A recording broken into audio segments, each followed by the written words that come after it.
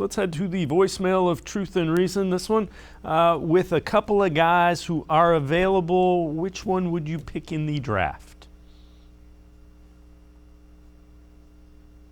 Hi, Dave. This is Jerry. The last question before the draft.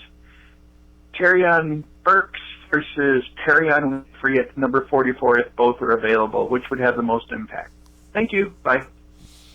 All right, G. Bush, Treylon Burks, Perrion Winfrey, wide receiver, D tackle. I think I know which one you're going with. Who you going with if they're there at 44?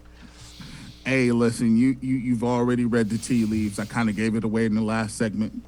I'm going to have to go with Burks. Definitely going to have to go with Burks. He's a big body guy that he didn't run the fastest 40 in the world, but I do believe that he has great football speed. He's one of those guys, when he puts his pads on, he seems like a dude that never gets caught from behind. He never quite gets caught. He runs away from people, and he has a body almost like of a tight end. And when you have Deshaun Watson and Perrion Winfrey, no doubt, I would not be upset if the Browns came away in this draft at 44 with Perrion Winfrey. However, I'm just going to say this.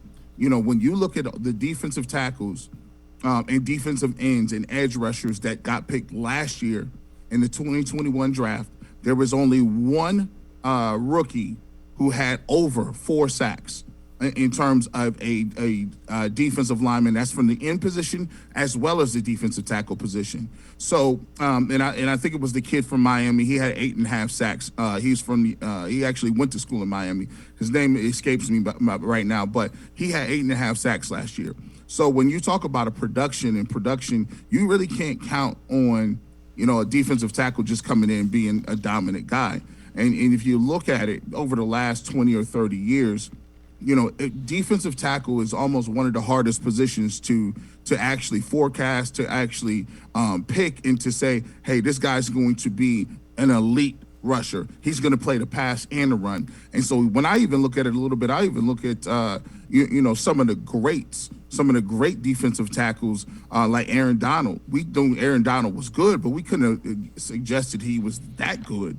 So it's hard to project defensive tackles as it is. Receivers a little more difficult, but one thing that you can project is when you have a great quarterback, you always have a receiver that has 1,100, 1,200 yards. Now you already know that you got a guy like Amari Cooper on the other end that's going to be solid, competent, run crisp routes, and now you got a guy who's going to be getting single. You can't, you're not going to double cover a rookie. Now you got an opportunity where this guy can really use his skill set.